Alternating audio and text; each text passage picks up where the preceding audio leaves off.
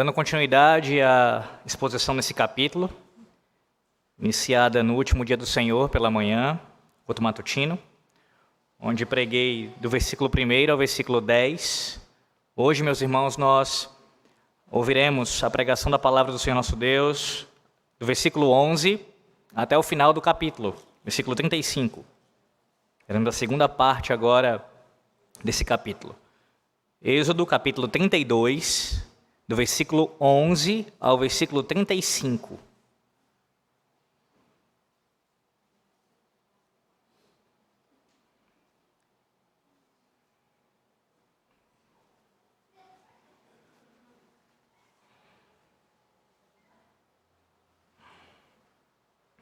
Assim diz a palavra do Senhor Deus.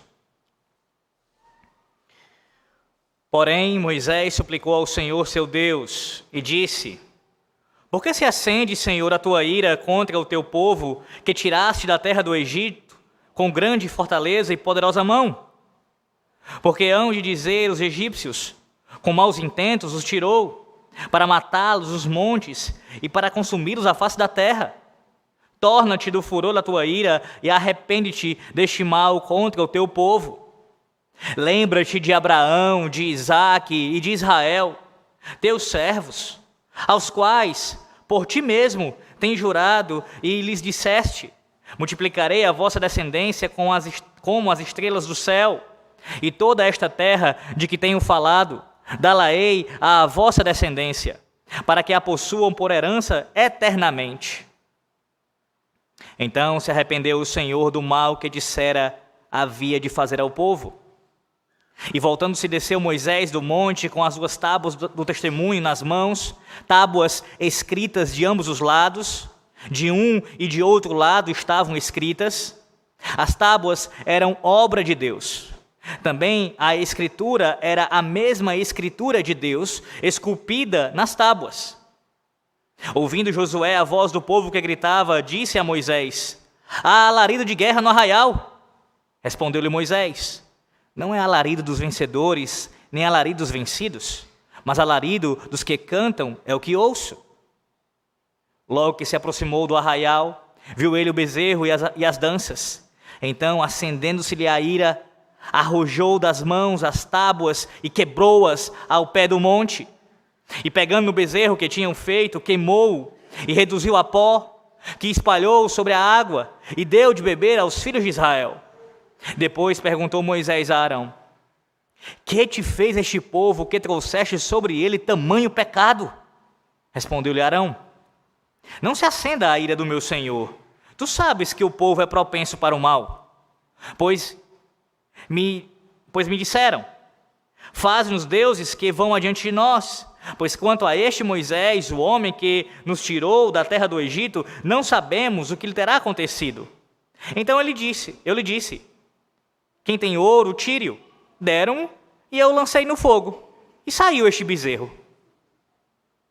Vendo Moisés que o povo estava desenfreado, pois Arão o deixara à solta para a vergonha no meio dos seus inimigos, pôs-se em pé à entrada do arraial e disse: Quem é do Senhor, venha até mim.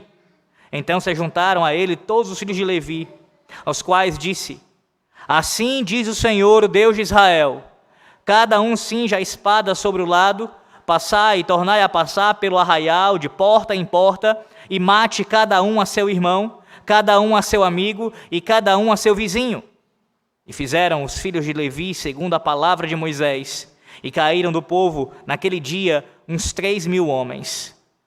Pois Moisés dissera: Consagrai-vos hoje ao Senhor, cada um contra o seu filho e contra o seu irmão, para que ele vos conceda hoje bênção. No dia seguinte, disse Moisés ao povo: Vós cometestes grande pecado, agora, porém, subirei ao Senhor, e porventura farei propiciação pelo vosso pecado. Tornou Moisés ao Senhor e disse: Ora, o povo cometeu grande pecado, fazendo para si deuses de ouro. Agora, pois, perdoa-lhe o pecado, ou se não, risca-me, peço-te, do livro que escreveste. Então disse o Senhor a Moisés: Riscarei do meu livro todo aquele que pecar contra mim. Vai, pois, agora e conduze o povo para onde te disse, e eis que o meu anjo irá diante de ti, Porém, no dia da minha visitação, vingarei neles o seu pecado. Feriu, pois, o Senhor ao povo, porque fizeram o bezerro que Arão fabricara. Amém. Oremos. Senhor, a Tua palavra acaba de ser lida mais uma vez diante de nós, e nesse momento queremos ouvir a exposição dela.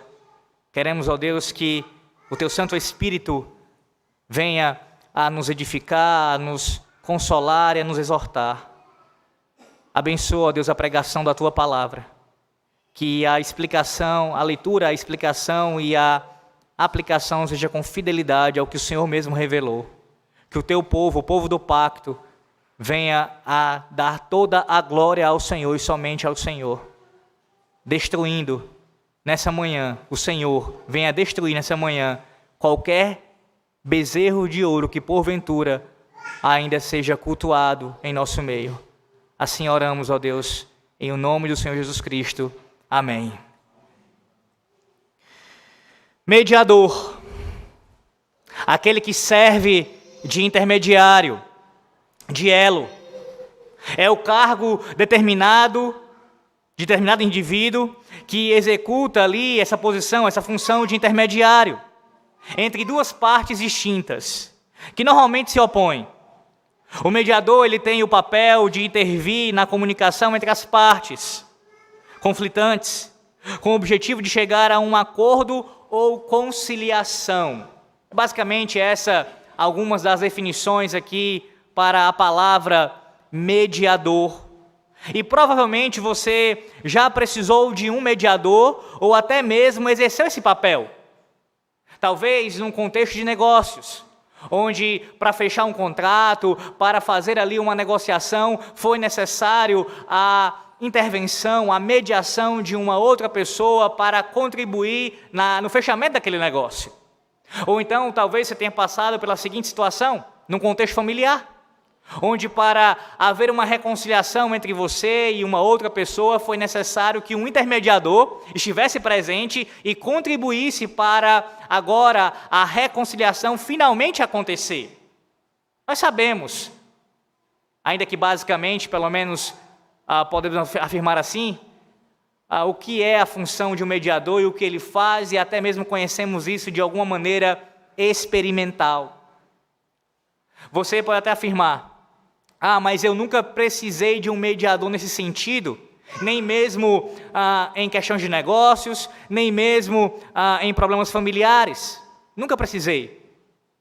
Mas a verdade, meus irmãos, é que todos que estão presentes aqui, por sermos pecadores, por essa razão simples, todos nós, pelo menos nesse sentido, precisamos de um mediador. Precisamos de alguém que se interponha, se coloque no lugar ali de nós e faça a reconciliação entre nós e o nosso Deus. E é justamente sobre isso que o texto essa manhã nos traz. Que pecadores precisam de um mediador que interceda por eles e trate completamente os seus pecados. Pecadores precisam de um mediador que interceda por eles e trate os seus pecados. Veremos isso em 4 pontos. Do versículo 11 ao versículo 14, nós veremos o mediador, ele é aquele que roga pelo seu povo. O mediador é aquele que roga pelo seu povo. Do versículo 11 ao versículo 14. Do versículo 15 ao versículo 24, nós veremos que o mediador, ele é aquele que confronta o seu povo. Do 15 ao 24. Do versículo 25 ao versículo 29, nós veremos que o mediador é aquele que purifica o seu povo. E do versículo 30 ao 35, veremos que o mediador é aquele que substitui o seu povo. Ele roga, ele confronta, ele purifica e também substitui o seu povo. Volte seus olhos ao texto do versículo 11 do capítulo 32. Porém, Moisés suplicou ao Senhor seu Deus e disse: por que se acende, Senhor, a tua ira contra o teu povo, que tiraste da terra do Egito com grande fortaleza e poderosa mão? Lembre-se, os versículos anteriores que foram pregados no último dia do Senhor, e eu peço a você que, se não ouviu ainda o sermão, possa fazer isso para ter uma abrangência maior do entendimento da passagem. nos relatos, versículos anteriores, o pecado do povo. O que foi o que aconteceu? No capítulo 32, nesse início do capítulo 32, enquanto Moisés estava no monte recebendo a revelação de Deus, o povo, por achar que Moisés estava tardando a retornar, eles pressionam Arão, eles confrontam Arão de tal maneira, ali, provavelmente por meio de ameaças, para que Arão fizesse para eles deuses, algum tipo de divindade, algum tipo de ídolo, para que eles pudessem se firmar nisso, confiar nisso e ter ali aquele senso de segurança. Vimos também que Arão, ele cede à pressão e ao mesmo tempo ele mesmo fabrica o bezerro de ouro. E Arão, tentando ali de alguma maneira atenuar a situação, diminuir o problema, mas acaba piorando quando diz que aquele bezerro de ouro na verdade é o próprio Deus, é o Senhor da aliança. Ele usa o nome pactual de Deus para se referir àquele bezerro.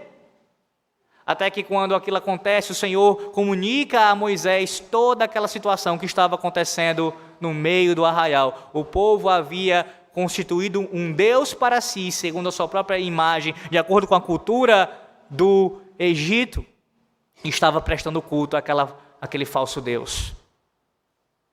O Senhor denuncia o pecado a Moisés, fala de forma detalhada o pecado que o povo cometeu, e chega até mesmo a afirmar que, por conta da quebra da lei, aquele povo, ele se refere como sendo um povo de Moisés e não seu. O teu povo, Moisés, que tu tiraste da terra do Egito. Em seguida, nos versículos 9 e 10, o Senhor ameaça destruir todo aquele povo, acabar com ele, dizimá-lo. E nós vimos que isso, por mais que seja verdade, o Senhor está virado e sim, derramaria sua ira, era o Senhor já trabalhando no coração de Moisés para que ele viesse a executar a sua função de mediador de uma maneira ainda mais profunda. E é o que está acontecendo justamente agora, meus irmãos. No versículo 11 ao versículo 14, nós temos Moisés iniciando a sua intercessão pelo povo. Depois de ouvir as denúncias, o pecado cometido, e agora ele mesmo vai constatar esse pecado, ele vai presenciar esse pecado de idolatria. Moisés ora ao Senhor, ele suplica ao Senhor, ele está exercendo a função de mediador, de rogar pelo povo. Mas perceba que essa súplica de Moisés, ela tem pelo menos 3 fundamentos. O primeiro fundamento encontra-se no versículo de número 11. O primeiro fundamento é o poder redentivo de Deus. Moisés argumenta com o Senhor na sua oração, apontando para a obra redentiva de Deus. Ele diz que o Senhor havia libertado aquele povo com mão poderosa, o Senhor havia os tirado do Egito. Percebe? Moisés agora está devolvendo para o Senhor, com reverência, claro, todo temor, aquilo que o Senhor tinha dito para ele. O teu povo, Moisés, que tu tiraste do Egito, Moisés está dizendo, não, é o teu povo. Foi o Senhor quem os redimiu, foi o Senhor quem os salvou, foi o Senhor quem operou essas grandes maravilhas. Portanto, lembra-te disso, Senhor, que o Senhor redimiu este povo. O primeiro fundamento é o caráter redentivo do Senhor. O segundo fundamento dessa oração é o próprio nome de Deus. Versículo 12. Porque hão de dizer os egípcios, com maus intentos os tirou para matá-los nos montes e para consumi-los à face da terra? Torna-te do furor da tua ira e arrepende-te deste mal contra o teu povo. Agora Moisés, ele apela para quem o Senhor Deus é. Ele diz, é como se ele falasse assim, Senhor, os povos inimigos, eles identificarão a tua pessoa santíssima e bendita. Como é que eles vão fazer isso? Olhando para o fato de que o Senhor tirou o povo e depois os matou no Egito. Como ficará o teu nome? Como o Senhor será conhecido? É o segundo fundamento. O nome de Deus, a sua reputação. O terceiro fundamento é a fidelidade pactual do Senhor. Ele fala no versículo 13. Lembra-te de Abraão, de Isaque e de Israel, teus servos, aos quais por ti mesmo tens jurado e lhes disseste: multiplicarei a vossa descendência como as estrelas do céu, e toda esta terra de que tenho falado, dá-la-ei a vossa descendência, para que a possuam por herança eternamente. Moisés apela para a fidelidade pactual. O Senhor jurou aos nossos pais lá no passado. O Senhor disse a Abraão, a Isaque e a Jacó, que ele se refere aqui como Israel propositalmente, fazendo aqui a ligação com a nação como um todo. O Senhor prometeu, e o Senhor, por ser fiel à tua aliança, o povo pode não ser fiel, mas porque o Senhor Deus é fiel ao teu pacto, lembra-te disso também, Senhor. Em suma, meus irmãos, o que Moisés está fazendo aqui com essa oração, com esses 3 fundamentos, que mostram aqui a redenção do Senhor, a sua reputação e também a sua fidelidade pactual, é apelar para o próprio caráter imutável de Deus. O Senhor não muda, o Senhor permanece da mesma maneira. Portanto, ó Deus, assim, haja conforme a tua própria natureza. Que função maravilhosa essa do mediador, meus irmãos. Intercedendo pelo povo. E intercedendo de uma maneira profunda, fundamentando com argumentos bíblicos, com argumentos de acordo com a revelação do próprio Deus, para que o Senhor venha a se lembrar da sua aliança e ser favorável para com o seu povo. Sim, um mediador de verdade, meus irmãos, é aquele que suplica, é aquele que roga pelo povo do Senhor. No versículo 14 nós temos a resposta do Senhor a isso. Então se arrependeu o Senhor do mal que dissera havia de fazer ao povo. O versículo 14 mostra como a oração do mediador ela é eficaz. Ela traz resultados. E a maneira como a Bíblia nos apresenta esse resultado é com uma expressão que você já deve ter lido muitas outras vezes no próprio Antigo Testamento e também já ouviu as explicações deste púlpito com relação ao que se refere à expressão se arrependeu. É claro que o texto bíblico nem aqui, nem em lugar algum está afirmando que o Senhor se arrepende no sentido em que nós nos arrependemos. É claro que não. Aqui é uma linguagem, como dizem os teólogos reformados, de acomodação, é uma condescendência. O Senhor aqui, pela o Espírito Santo, inspirando o autor sagrado, que é o próprio Moisés, usa essa linguagem humana, com características humanas, para que nós pudéssemos compreender o que estava ali acontecendo. Deus não mudou.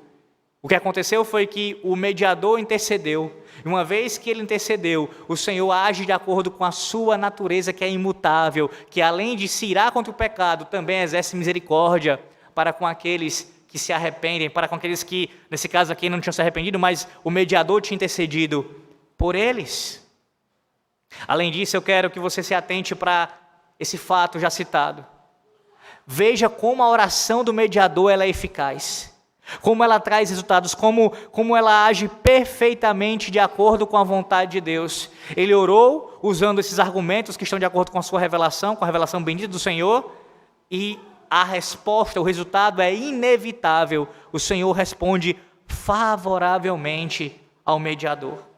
Nessa manhã, você precisa olhar para o Senhor Jesus Cristo e ver nele essa figura do mediador. Aqui, essa figura que Moisés, como um tipo de Cristo, aponta para ele. Porque é exatamente, meus irmãos, ele, o nosso Senhor Jesus Cristo, que intercede por nós agora, à destra do Pai, como diz lá em Romanos capítulo de número 8. A nossa confissão de fé de Westminster, no seu capítulo 8, parágrafo 4, de Cristo mediador, lá no final do parágrafo 4 diz assim: ao terceiro dia ressuscitou dos mortos, acerca de Cristo fala, com o mesmo corpo que tinha padecido, com esse corpo subiu ao céu, onde está sentado à destra do Pai, fazendo intercessão. Muito superior a Moisés são os seus argumentos, pois ele possui méritos em si mesmo. Moisés argumentou com Deus de maneira precisa e perfeita, ali usando a revelação do Senhor, mas o próprio Jesus, o mediador do pacto da graça, para o qual Moisés apontava, ele argumenta de acordo com os seus próprios méritos, com a sua própria justiça. O puritano Anthony Burgess escreveu: essa oração mediadora de Cristo é o fundamento de toda a aceitação de nossas orações. Se não forem encontradas nele, nossas orações são provocações em vez de apaziguamentos. Se a oração de um homem piedoso tem grande eficácia, é porque a oração de Cristo tem grande eficácia. Ele é o altar no qual todas as oblações são santificadas, e é com base nisso que o incenso de suas orações é perfumado, de modo que Deus sente nelas um aroma suave. Portanto, você não precisa se sentir sozinho ou abandonado nessa manhã. Cristo conhece você pelo nome e intercede diariamente a teu favor. Quantas vezes você tem ouvido acerca disso, deste púlpito inclusive, que quando você, uma vez que você está em Cristo, diariamente, nesse exato momento, você tem um mediador intercedendo por você, orando a seu favor, rogando pela sua vida, guardando você, mesmo diante dos pecados que você comete, e justamente por causa disso, porque você precisa de um mediador que venha a interceder, a rogar por você, você tem alguém que está orando por você. E esse alguém, se é precioso, irmãos, imaginar um ente querido nosso, algum amigo ou algum irmão até distante orando por nós, quanto mais deveria ser para nossos corações uma alegria e um grande regozijar-se em saber que o próprio Deus eterno, Deus encarnado, Ele ora por nós. Ele intercede por você. Ele ora por você. Além disso, esse texto também mostra o quanto a oração ela deve ser tratada com seriedade por cada um de nós. Da mesma forma que nós devemos descansar em sabermos que Cristo ora por nós, suplica em nosso favor, isso também deveria nos motivar a sermos pessoas, crentes, mais diligentes ainda na oração. Muitas vezes nós achamos que nossas orações elas não são ouvidas, seja pelo fato de haver uma demora segundo o nosso tempo, de acordo com a nossa vontade, demorar para ser respondida, ou então por não ser respondida de acordo com o que você gostaria que acontecesse. E aí você acha que a oração não foi respondida. Contudo, a palavra de Deus nos lembra nessa manhã que o Senhor nosso Deus, Ele responde orações. Ele responde orações. Pela eficácia da súplica do mediador, Ele responde orações. E aqui nós temos um modelo de súplica. Você ora como esse modelo aqui nos aponta? É dessa forma como você ora a Deus? Esse é mais um modelo de oração bíblica para nós essa manhã. Quantas orações nós temos registradas na palavra de Deus que nos constrange quando nós comparamos com as nossas orações? Pobres, sem argumentação bíblica, sem fundamento teológico, falando às vezes até coisas que não procedem da palavra e estão até contrárias à palavra. Eis um modelo bíblico de oração. Orar ao Senhor nosso Deus dessa forma, apontando para a sua obra redentiva, confiando nisso. Apontando para o seu nome, mostrando que é para a glória dele, é para a reputação dele antes de qualquer outra coisa. E também confiando na sua fidelidade pactual. Não é assim que você ora? É com esses fundamentos? Além disso, de acordo com as suas necessidades, com os seus sofrimentos, você imagina, mas tem coisas que eu passo na minha vida de forma tão específica e oro há tanto tempo por isso, e ainda assim eu não consigo uma resolução para aquela situação, eu não consigo uma resposta para aquela situação. Uma outra verdade acerca da oração, meus irmãos, que nós esquecemos muitas vezes, é que precisamos orar com fé. Orar com fé. Crendo que Deus atende às orações. Pode ser que a razão da sua oração não ter sido atendida ainda, pode ser que você não esteja orando com fé, crendo de fato que Deus responde a essa oração eficazmente, mas não porque você mereça, mas unicamente por causa da intercessão eficaz do mediador. Talvez você pergunte, mas por que orar? Se tudo acontece de acordo com o decreto de Deus. Se tudo acontece conforme Ele já decretou na eternidade, por que orar? Ora, a resposta mais básica para isso, e já suficiente, pelo menos se deveria ver como suficiente, é o fato de que Deus ordenou. Deus ordenou que o seu povo orasse.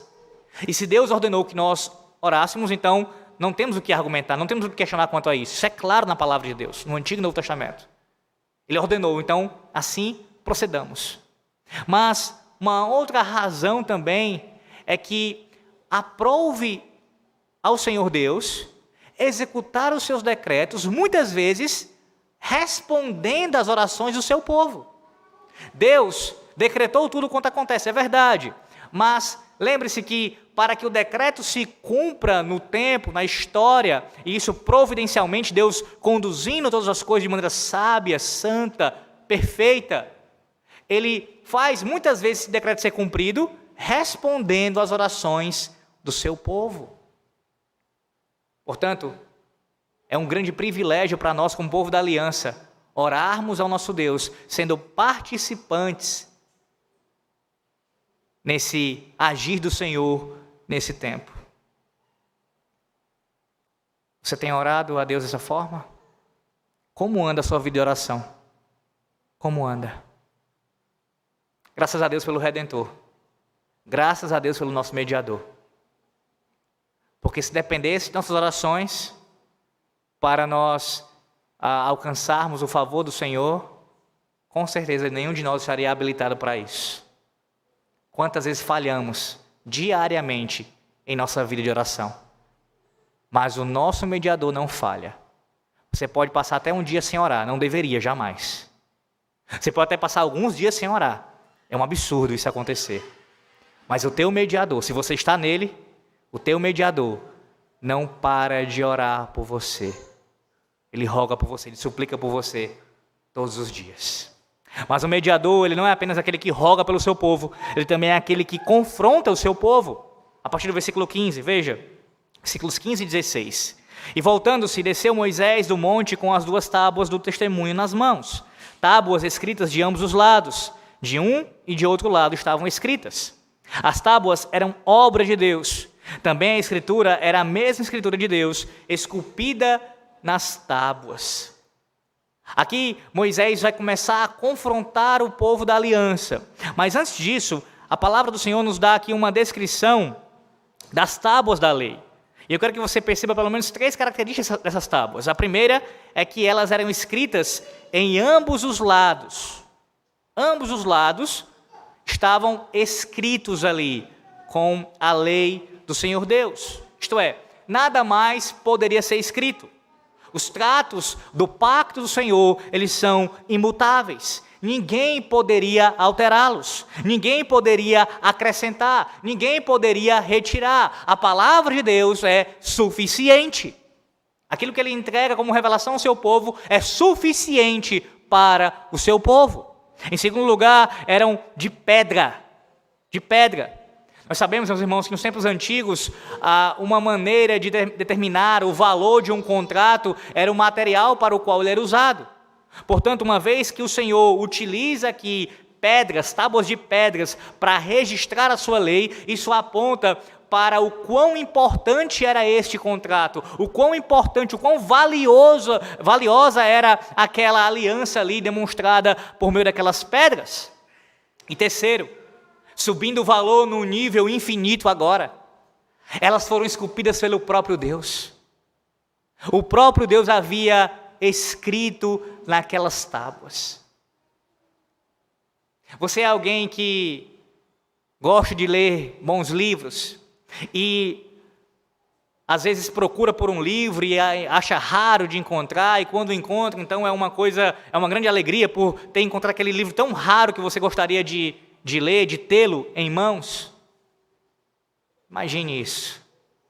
Nenhum livro, nenhum tipo de literatura humana pode ser comparada, por mais rara e valiosa que seja, ao que o próprio Deus escreveu naquelas tábuas de pedra. Em seguida, no versículo 17, o texto diz: ouvindo Josué a voz do povo que gritava, disse a Moisés: há alarido de guerra no arraial. Respondeu-lhe Moisés: não é alarido dos vencedores, nem alarido dos vencidos, mas alarido dos que cantam é o que ouço. Você sabe que Josué, ele era um dos generais do povo da aliança, era alguém que tinha uma grande experiência, uma vasta experiência com guerra.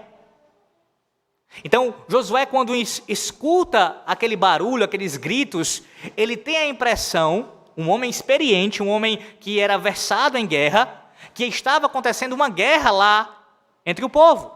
Algum problema, alguma disputa, alguma briga estava acontecendo, talvez uma invasão. É essa a impressão que dá.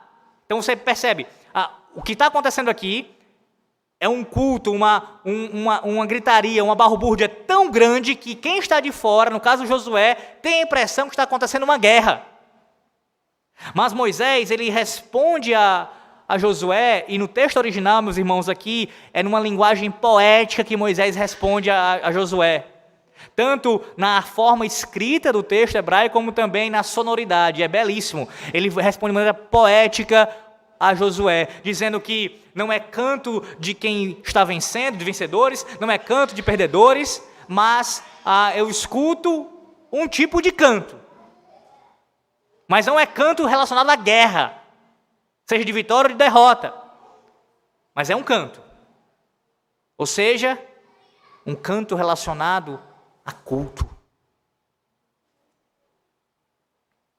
Diante desse texto, desses versículos 17 e 18, nós temos uma das verdades que a Bíblia mostra acerca do culto ao Senhor, que contraria tudo aquilo que nós temos ouvido em nossos dias. Você já ouviu a seguinte expressão, que um culto verdadeiro, ele é um culto barulhento. Ele é um culto que tem animação. Inclusive tem até um hino antigo no meio pentecostal que fala sobre isso, não é? O povo barulhento. O povo barulhento. Se não houver muito barulho, se as músicas não forem bastante agitadas, se não tiver um movimento no meio da igreja, se não houver toda aquela confusão, se isso não existir, então a presença de Deus não está ali. Eles determinam, eles identificam a presença de Deus numa igreja pela quantidade de barulho ou pelo tamanho do barulho.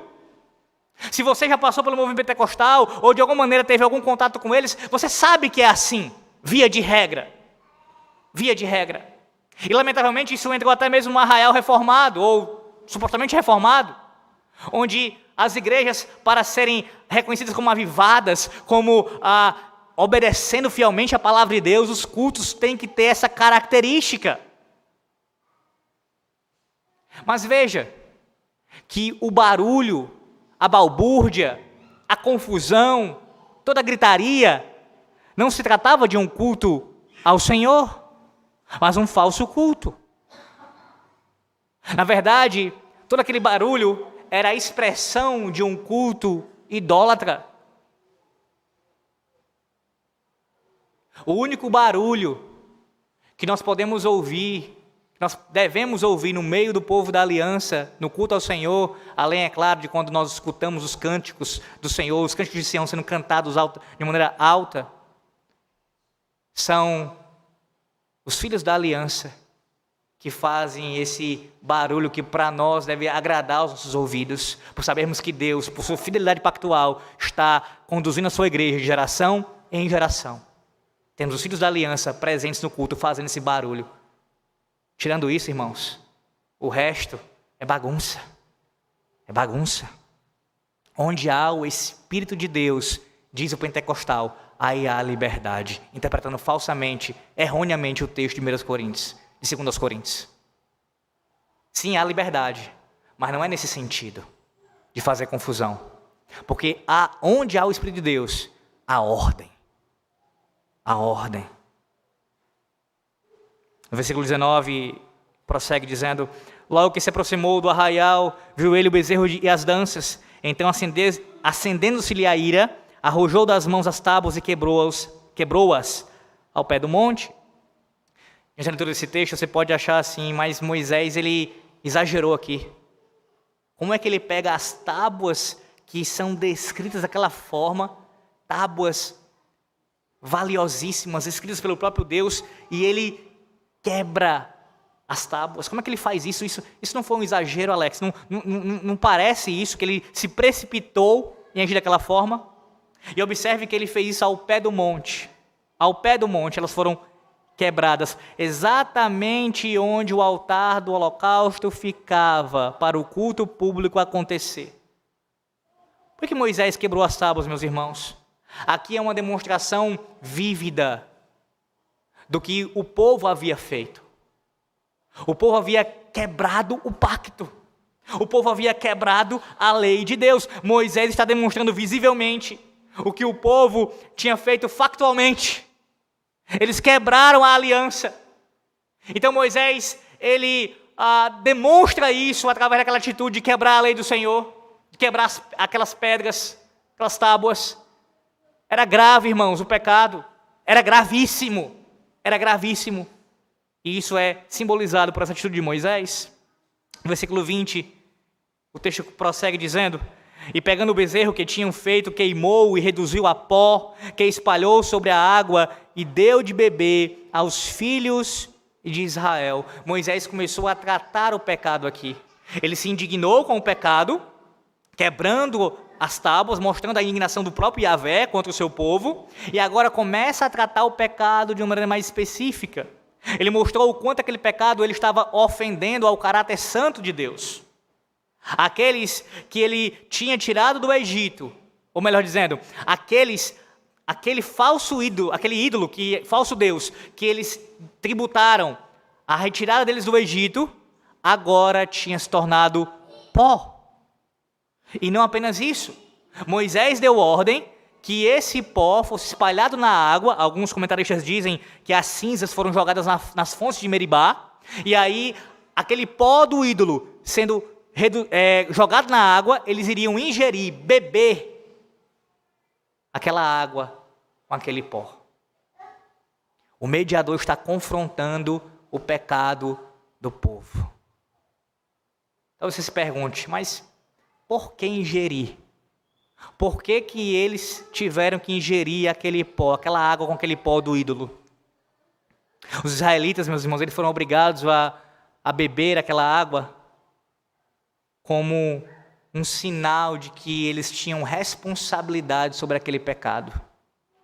A semelhança do que seria instituído mais tarde sobre a maneira de investigar uma mulher adúltera, lá em Números capítulo 5, versículo 18 ao 22, como uma mulher seria investigada no seu adultério, se confirmasse o adultério, ela beberia uma água amarga. Semelhança aqui, o Deus da aliança, o fiel esposo, que tem ciúmes da sua esposa, que é o seu povo, faz com que eles bebam aquela água amarga. Além disso, o pó ele passaria por todo o organismo dos israelitas, até se tornar excremento. Porque é isso que todo bezerro de ouro é. É isso que todo ídolo é: excremento, refúgio. Aquele que eles tinham se prostrado, prestado culto, agora se tornou pó e sairia de seus corpos como excremento. É assim que nós devemos olhar para qualquer falso Deus. Não passa disso. Não passa disso. Percebe a loucura que é alguém fazer para si, forjar para si um ídolo? É o mesmo que ele estivesse prostrando diante de um excremento e prestando adoração. É a mesma coisa. Do versículo 21 ao versículo 24, agora nós temos Moisés, depois de confrontar o povo de forma geral, ele confronta Arão, o líder, que havia ficado no seu lugar como um substituto. Versículos 21 a 24. Depois perguntou Moisés a Arão: que te fez este povo que trouxeste sobre ele tamanho pecado? Respondeu-lhe Arão: não se acenda a ira do meu senhor, tu sabes que o povo é propenso para o mal. Pois me disseram: faze-nos deuses que vão adiante de nós, pois quanto a este Moisés, o homem que nos tirou da terra do Egito, não sabemos o que lhe terá acontecido. Então eu lhes disse: quem tem ouro, tire-o.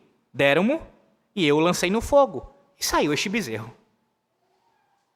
Arão passa a justificar o seu pecado.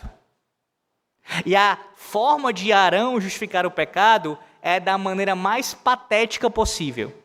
Enquanto Moisés está confrontando Arão, mostrando que o pecado era grave e indagando o que foi que eles fizeram, o que foi que eles disseram para você. Lembre-se que eles tinham cercado Arão e pressionaram, confrontaram Arão de alguma maneira que Arão acabou cedendo. Arão começa a justificar. E a primeira forma dele justificar é culpando o povo. Ele culpa o povo, ele diz: isso aconteceu, Moisés, porque você sabe, o povo é propenso ao mal. Já há uma inclinação natural no povo, o povo quer pecar, o povo quer fazer isso. Então, a culpa é do povo, Moisés. A culpa é do povo. Eles queriam fazer isso e agiram conforme a sua vontade. Você sabe disso. Em segundo lugar, Arão, implicitamente, ele culpa Moisés, porque ele cita o que o povo tinha falado para ele. Porque Moisés estava tardando e agora nós estamos precisando de alguma coisa, de alguém que possa nos guiar. Então, Arão está dizendo em outras palavras: você me deixou sozinho aqui. Você tardou a voltar. Então, Arão culpa o povo e culpa Moisés. Arão age conforme Adão aqui, meus irmãos. Ele está transferindo a sua responsabilidade. No lugar de assumir o seu pecado, confessá-lo, ele está dizendo que a culpa foi do povo e do próprio Moisés. Mas em terceiro lugar, agora vem a situação mais patética. A culpa é do fogo. A culpa é do fogo. Tudo que eu fiz, Moisés, foi pedir o ouro ao povo, e depois de pegar aquele ouro que eles me deram, eu lancei no fogo e saiu este bezerro. Assim, do nada. Do nada. Simplesmente do nada, o bezerro de ouro surgiu. Como se fosse algum tipo de mágica, algum tipo de ação inexplicável. Você sabe, o texto diz, tanto no início do capítulo 32, como no final do capítulo 32, que o próprio Arão tinha forjado, tinha fabricado aquele bezerro de ouro. Que desculpa esfarrapada, meus irmãos. Você percebe? O que temos diante de nós nessa manhã aqui é o seu e o meu retrato. O retrato patético de quem não admite o seu pecado. Quando somos confrontados, quando somos expostos diante da vileza do nosso pecado, a nossa atitude muitas vezes é fazer o que Arão fez aqui, é atribuir a outro a responsabilidade. Não, eu pequei assim porque o meu cônjuge, ele me conduziu a isso. Eu pequei assim por conta que no meu ambiente de trabalho existe ali uma situação difícil, sabe? Eu trabalho com pessoas ímpias, então toda aquela situação me conduziu. Não, eu pequei na igreja contra aquele irmão porque, sabe, ele é imaturo, ele é uma pessoa que não tem sabedoria alguma, e ele me provocou e eu acabei caindo na provocação dele, então a culpa é dele. Essa é a atitude que nós tomamos muitas vezes, meus irmãos. No lugar de assumir a culpa, atribuímos a responsabilidade inteiramente ao outro, como Arão fez, como Adão fez. Se entendemos que faz parte da obra mediadora confrontar pecados, como de fato faz, precisamos entender que faz parte dos mediados reconhecer os seus pecados. Foi exatamente o que Cristo fez no Sermão do Monte. Ele confrontou aquela multidão, os seus pecados, expondo a lei fielmente, aplicando ao povo, e também faz isso conosco, todas as vezes que nós lemos a sua palavra. Nos confronta diretamente, como está confrontando nessa manhã aqui agora. E da mesma forma, nós devemos reconhecer nossos pecados. Diferente de Adão, precisamos assumir a nossa culpa. Há situações onde não apenas culpamos outras pessoas, mas chegamos a dar desculpas como essa de Arão. Essa última desculpa. Eu não sei o que foi que aconteceu. Você fez tudo, toda a obra saiu das suas mãos, aquela obra pecaminosa, mas você atribui aquilo talvez ao acaso, a alguma coisa, eu não sei como aquilo aconteceu. De repente eu me vi fazendo aquilo. De repente eu me vi naquele lugar. De repente eu me vi diante daquela tela, de repente eu me vi ouvindo aquilo, de repente eu me vi naquele quarto, de repente eu me vi naquela situação. Foi algo que eu não sei como Aconteceu. Como se um bezerro pudesse brotar do nada. Nem um ídolo vai brotar do nada, meus irmãos. A não ser do coração do homem, que é uma fábrica de ídolos. Chega de desculpas. Chega de desculpas com relação à nossa negligência como maridos, como esposas, como filhos, como servos, como senhores, como crentes. Chega de desculpas. Que nós assumamos a nossa responsabilidade, nosso pecado e confessemos diante de Deus quando o mediador nos confronta. Pecados odiosos, que precisamos beber o seu pó para perceber o refúgio que eles são. Mas não apenas o mediador, ele roga pelo povo e confronta o povo contra os seus pecados, mas também ele é aquele que purifica o seu povo. Versículo 25 a 29, assim diz o texto sagrado. Vendo Moisés que o povo estava desenfreado, pois Arão deixara solta para a vergonha no meio dos seus inimigos, pôs-se em pé à entrada do arraial e disse: quem é do Senhor, vem até mim. Então se juntaram a ele todos os filhos de Levi, aos quais disse: assim diz o Senhor, Deus de Israel, cada um cinja a espada sobre o lado, passai e tornai a passar pelo arraial de porta em porta, e mate cada um a seu irmão, cada um a seu amigo e cada um a seu vizinho. Fizeram os filhos de Levi segundo a palavra de Moisés, e caíram do povo naquele dia uns 3.000 homens. Pois Moisés dissera: consagrai-vos hoje ao Senhor, cada um contra o seu filho e contra o seu irmão, para que ele vos conceda hoje bênção. A palavra que aparece logo no início aí é a palavra desenfreado. A ideia é essa mesmo, o povo estava descontrolado. Os seus sentidos estavam fora de controle, estavam completamente tomados por aquele pecado de idolatria. Tinham se entregado às suas paixões, às suas afeições ali, estavam direcionadas ao pecado, não ligadas, não estavam submissas a Deus. Portanto, Moisés ele convoca o povo, e quem responde de maneira imediata são os levitas, a tribo de Levi. Justamente a tribo de Moisés e de Arão. O texto não nos diz aqui qual foi a razão exatamente, meus irmãos, para isso acontecer. Talvez por conta de uma consciência pesada, pois a gente sabe que a tribo de Levi era a tribo responsável pelo culto a Deus. E agora, eles estão se colocando à disposição para purificar o povo. E a ordem foi clara. A ordem foi: mate cada um a seu irmão, vizinho e amigo. E mais uma vez, você pode olhar para o texto e considerar um exagero. Como? Está dizendo que deveria matar o seu irmão, o seu vizinho, o seu amigo? Por quê? Não, peraí. Matar o povo já é algo demais. Já é demais. Eles haviam quebrado o primeiro mandamento, com relação ao objeto do culto, que é o Senhor Deus. Eles haviam quebrado o segundo mandamento, que é o modo do culto. Eles haviam quebrado o terceiro mandamento, porque o nome do Senhor Deus tinha sido usado em vão naquela situação. E muito provavelmente, alguns comentaristas creem nisso, eles quebraram o sétimo mandamento. Aquele falso culto, alguns teólogos entendem que estava embanhado de prostituição, de promiscuidade, de imoralidade sexual. Ali era um bezerro feito com referência ao falso deus egípcio Apis, que tinha essa imagem de touro, que era uma divindade, uma falsa divindade da fertilidade. No mínimo 4 mandamentos quebrados aqui, meus irmãos. 3 com certeza, e talvez o 7º, se realmente aconteceu aquela promiscuidade, aquela imoralidade sexual, o que era muito comum em cultos pagãos, tanto no Antigo como no Novo Testamento. E você acha um exagero?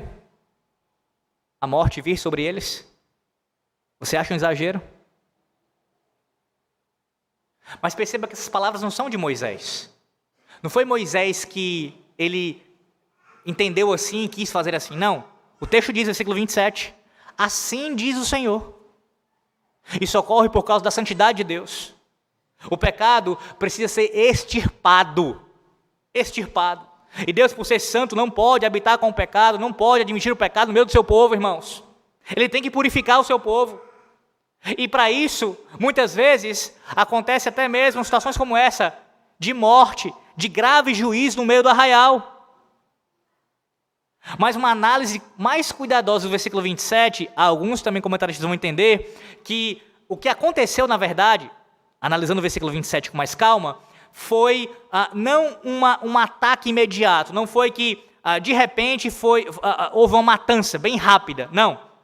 A ideia, segundo alguns teólogos, é que eles iriam fazer uma inspeção, os levitas, uma investigação, indo de casa em casa, com todo cuidado, e aqueles que, de maneira contumaz, permanecessem ali ligados à idolatria, não se arrependendo, estes seriam mortos. Estes provariam a espada, por assim permanecerem pecando contra Deus.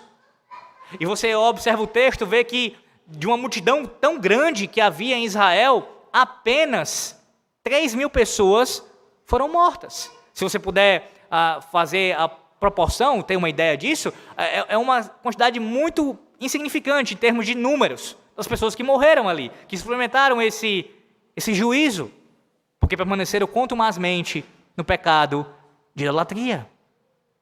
Mesmo assim, o fato é que eles experimentaram sim o juízo do Senhor, porque o pecado ele é odioso a Deus, meus irmãos. E o mediador, ele inevitavelmente precisa purificar o seu povo. No Catecismo Maior de Westminster, na pergunta 57, é dito assim: quais são os benefícios que Cristo adquiriu pela sua mediação? A resposta: Cristo, pela sua mediação, adquiriu a redenção juntamente com todos os demais benefícios do pacto da graça. Então, a redenção que o mediador, o nosso Cristo, para o qual Moisés apontava, ele adquiriu para nós, a redenção, ela tem inúmeros benefícios, inúmeros. A regeneração, a justificação, tantos. Inclusive a santificação, irmãos. A santificação. O mediador do pacto da graça, ele tem que nos santificar.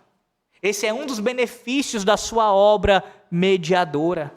Ou seja, purificar o seu povo.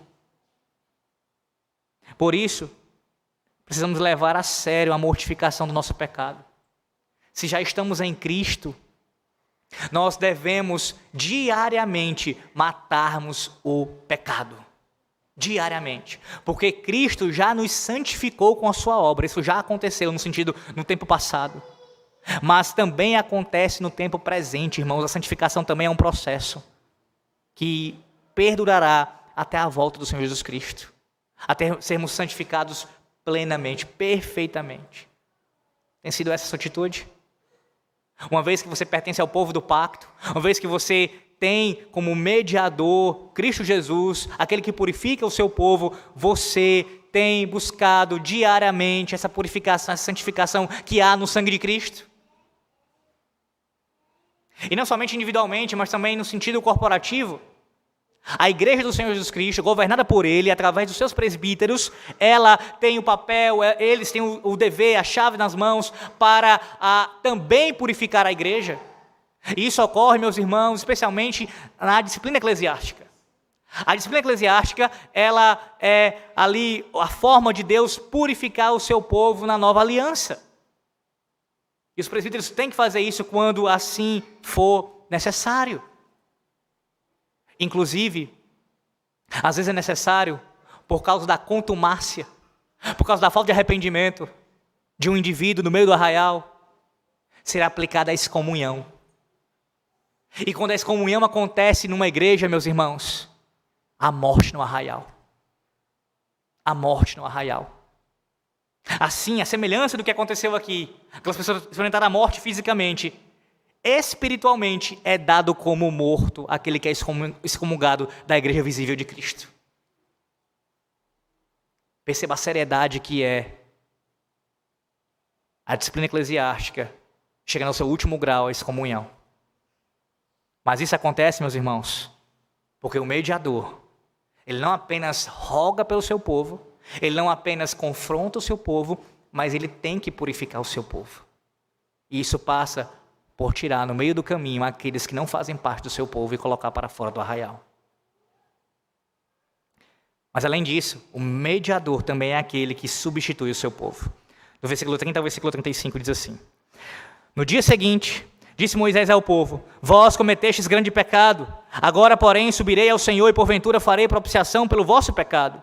Tornou Moisés ao Senhor e disse: ora, o povo cometeu grande pecado, fazendo para si deuses de ouro. Agora, pois, perdoa-lhe o pecado, ou se não, risca-me, peço-te, do livro que escreveste. Então disse o Senhor a Moisés: riscarei do meu livro todo aquele que pecar contra mim. Vai, pois, agora e conduze o povo para onde te disse. Eis que o meu anjo irá diante de ti, porém no dia da minha visitação vingarei neles o seu pecado. Feriu, pois, o Senhor ao povo, porque fizeram o bezerro que Arão fabricara. Moisés diz ao povo que agora era necessário fazer propiciação pelos pecados deles. Não era suficiente destruir, reduzir a pó o bezerro de ouro. Isso tinha que acontecer como aconteceu, mas não apenas isso. Não apenas matar os idólatras, também tinha que acontecer. Mas, além de destruir o bezerro de ouro e matar os idólatras, também era necessário cobrir o pecado. Que aí significa propiciação, meus irmãos. Da palavra hebraica kafar, cobrir, purificar, fazer reconciliação. Era necessário que o mediador apresentasse a propiciação diante de Deus ali, para que o pecado do povo pudesse ser coberto. No versículo 31, Moisés, quando fala com o Senhor, se dirige ao Senhor, ele não está amenizando o pecado. Pelo contrário, ele diz ao Senhor: eles pecaram gravemente contra ti, eles fizeram falsos deuses. Moisés está orando agora a Deus nessa intercessão com relação à propiciação que ele vai apresentar, mostrando claramente qual era o pecado e confessando no lugar do povo, como substituto do povo. Ele clama por perdão, ele apela para a misericórdia de Deus, para a sua graça, para o amor que Deus tem pelo seu povo. Mas nós sabemos, meus irmãos, que durante o livro do Êxodo, vários tipos de sacrifícios eles foram instituídos pelo Senhor na sua palavra. Especialmente do holocausto, o holocausto deveria, o animal ser consumido inteiramente, oferecido a Deus ali para cobrir os pecados do povo. Mas o que Moisés está fazendo agora aqui nesse texto não é apresentar um animal, mas a sua própria vida. Moisés está colocando-se diante de Deus como substituto do povo. Em outras palavras, mata-me, risca-me, pune a mim e não a eles. Ele se coloca no lugar do seu povo, como um mediador faz. Que vislumbre, meus irmãos. Que vislumbre da pessoa e da obra do Senhor Jesus Cristo. Foi exatamente isso que ele fez. Exatamente isso que Jesus fez por você e por mim. No lugar de a ira do Senhor Deus cair sobre todos, sem exceção, caiu sobre o seu filho. Caiu sobre o seu filho. Fora da mediação do Filho de Deus, é impossível haver restauração. É impossível haver reconciliação com Deus. E veja como essa restauração acontece no versículo 34. A restauração, ela começa no versículo 34, uma vez que o Senhor Deus fala que da mesma forma de antes eles quebrarem o pacto, eles agora terão a sua presença no seu meio, eles serão conduzidos pelo Senhor à terra prometida. Então, volta a ser como era antes. Até mesmo o meu anjo, uma figura ali do Cristo pré-encarnado, mostrando que a restauração era completa. Completa. Vocês não merecem, o povo não merece isso. Mas eu vou restaurar completamente, mesmo se sendo quebrado o pacto. Os planos não são alterados, mesmo com os pecados do povo. Mas no versículo 35, você deve se perguntar, mas parece estranho. Ainda fala de um juízo no versículo 35. Como é que, depois de Deus demonstrar misericórdia, de Deus restaurar o povo, do Senhor ali mostrar toda a sua bondade para com o povo, por causa do mediador que substitui o povo, como é que ainda se fala de juízo no versículo 35? Porque é bem verdade, meus irmãos, que ainda houve juízo sim. Ainda tiveram pessoas que morreram por causa do pecado da idolatria. Uma praga que entrou no arraial. Ora, isso aponta para o fato de que o pecado traz consequências. E mesmo tendo sido perdoados por Deus nessa terra, ainda vivenciamos as consequências dos nossos pecados que nós cometemos no passado.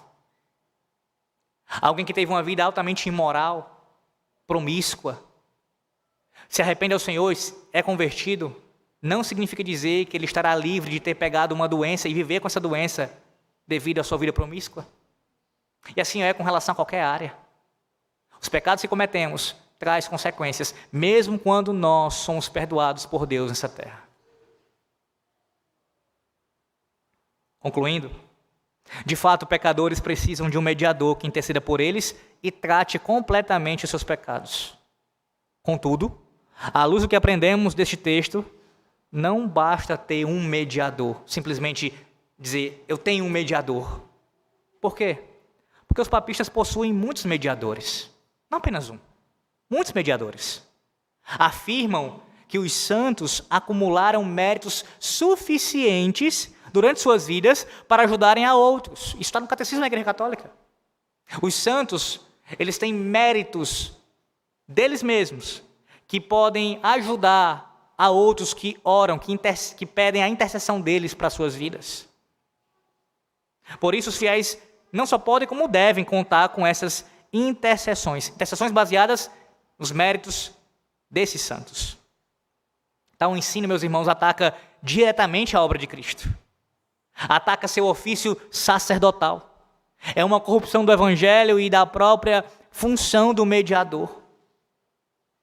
A verdade, meus irmãos, é que não existem vários mediadores. E ninguém por si próprio pode se constituir como tal, e nem mesmo a igreja tem autoridade para elevar alguém a esta posição. Somente Deus pode. E Ele já fez isso. Então não é simplesmente dizer eu tenho um mediador, eu tenho vários mediadores, o que é pior ainda. Mas é quem é o teu mediador? Como escreveu o puritano John Flavel, comentando a pergunta 25 do Breve Catecismo de Westminster, acerca do ofício sacerdotal de Cristo, ele diz que apenas a religião cristã acalma a consciência em paz. A única maneira de nós estarmos em paz com Deus, sermos reconciliados com Deus, é através do único mediador que o próprio Deus estabeleceu entre nós e Ele. 1 Timóteo 2,5. Porquanto há um só Deus e um só mediador entre Deus e os homens, Cristo Jesus, homem. Esse deve ser o teu mediador. E somente nele você deve confiar. Um mediador que ora por nós. Um mediador que confronta os nossos pecados. Um mediador que nos purifica dos nossos pecados. Um mediador que nos substitui. Para que nós possamos ter acesso irrestrito à presença santíssima e maravilhosa do nosso Deus. Que isso seja verdade na sua vida, na sua família e dessa igreja. Que Deus os abençoe. Em o nome do mediador do pacto da graça. O único mediador, o único digno de toda glória. Amém. Oremos. Senhor nosso Deus, nós erguemos nossas vozes a Ti nesse momento para Te dar graças pela Tua palavra, ó Deus, que foi exposta aqui, pedindo ao Senhor que aplique fielmente em nossos corações cada detalhe, tudo que foi exposto do Teu texto sagrado, Senhor. Que o Teu povo venha praticar, Teu povo venha confiar completamente e exclusivamente no Senhor Jesus Cristo. Te louvamos, Senhor, pela mediação de Cristo, porque se não fosse o nosso Redentor, jamais teríamos como ter acesso ao Senhor novamente. Louvado seja o Senhor por isso. Aplica a Tua palavra no Teu povo e nos perdoa, ó Deus, nossos pecados, quando nós não nos conformamos às verdades aqui expostas. Oramos em nome dele, do Senhor Jesus. Amém.